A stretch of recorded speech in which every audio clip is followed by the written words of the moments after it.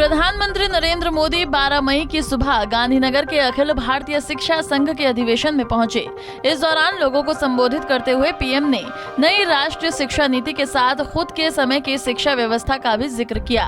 Learn, earn और relearn पर अपना विचार रखते हुए पीएम ने अपनी पहली विदेश यात्रा को लेकर भी खुलकर बात की।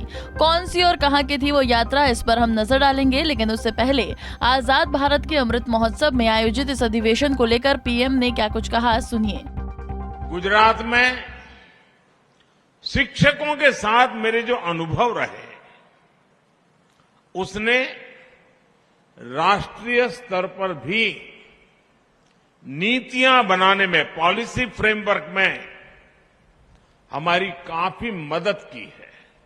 जैसे हमने देखा है, पहले के टीचर्स के सामने संसाधनों की कमी, इंफ्रास्ट्रक्चर का अभाव जैसी कई चुनौतियां होती थी और तब छात्रों की तरफ से कोई खास चुनौती नहीं होती थी।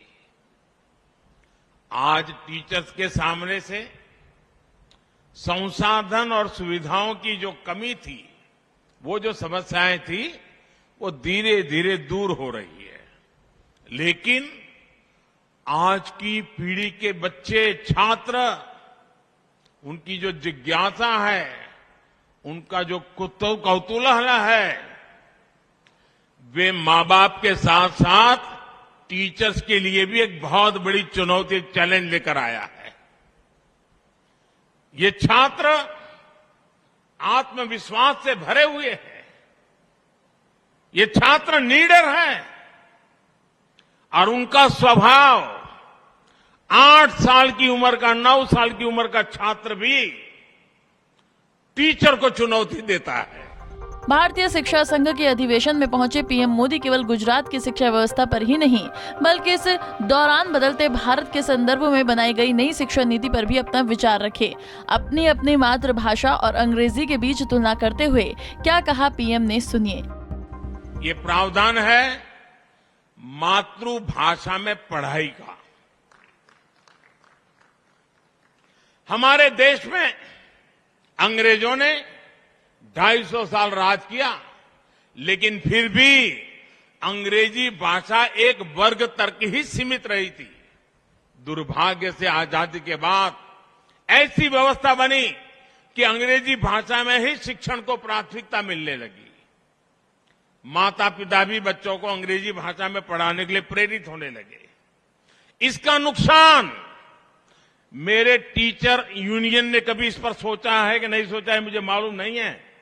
आज मैं आपको बता रहा हूं, जिस समय आप सोचेंगे इस विषय पर, इस सरकार की जितनी तारीफ करेंगे उतनी कम होगी। क्या हुआ? जब ये अंग्रेजी चलने लगा तो गांव, देहात और गरीब परिवार के हमारे उन लाखों शिक्षकों को, जो कि मातृभाषा में पढ़कर निकल रहे थे, वो कितने ही अच्छे शिक्षक हो, लेकिन उनको अंग्रेजी सीखने का अवसर नहीं मिला था। अब उनके लिए नौकरी का खतरा मंडराने लग गया, क्योंकि अंग्रेजी का माहौल चल गया। आपकी नौकरी और आप जैसे साथियों की भविष्य में भी नौकरी निश्चित करने के लिए हमने मातृभाषा में शिक्षा पर बल दिया है, जो मेरे शिक्षक के जीवन को बचाने वाला है। दशकों से हमारे देश में यही चलता रहा था, लेकिन अब राष्ट्रीय शिक्षा नीति मातृभाषा में शिक्षण को बढ़ावा देती है। इसका बहुत बड़ा लाभ आपको मिलेगा। इसका बहुत बड़ा लाभ हमारे गांव से आए हुए, गरीब परिवार से आए हुए युवाओं को मिलेगा, शिक्षकों को मिलेगा। नौकरी के लिए अवसर तैयार हो जाएगा। बदलते भारत के इस डिजिटल युग में पीएम ने टेक्नोलॉजी को लेकर भी अपने विचार रखे। भारतीय शिक्षा संघ के अधिवेशन के दौरान प्रधानमंत्री द्वारा गूगल और ज्ञान देने वाले गुरु के बारे में अंतर को समझाया गया। क्या कहा प्रधानमंत्री मोदी ने इस मुद्दे पर, सुनिए। आप भी जानते हैं कि गूगल से डेटा मिल सकता है, लेकिन डिसीजन तो खुद ही लेना पड़ता है।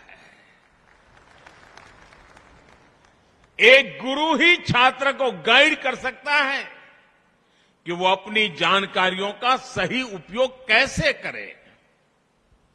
टेक्नोलॉजी से इंफॉर्मेशन मिल सकती है, लेकिन सही दृष्टिकोण तो शिक्षक ही दे सकता है। सिर्फ एक गुरु ही बच्चों को ये समझने में मदद कर सकता है कि कौन सी जानकारी उपयोगी है और कौन सी नहीं है।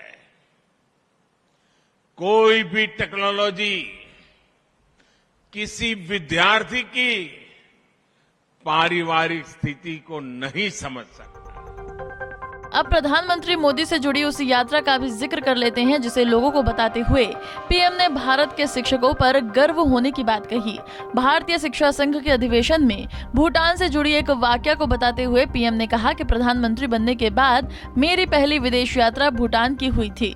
जब मैं वहां पहुंचा तो भूटान राज परिवार के सीनियर ने मुझे गर्व से बताया कि मेरी पीढ़ी के जितने लोग भूटान में हैं, उन सबको हिंदुस्तान के शिक्षकों ने पढ़ाया लिखाया है।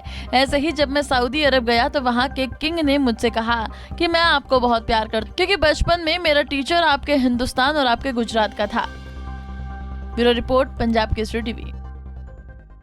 हमसे जुड़े रहने के लिए हमारे YouTube चैनल को सब्सक्राइब करें और नई वीडियो की नोटिफिकेशन के लिए बेल आइकॉन को दबाएं।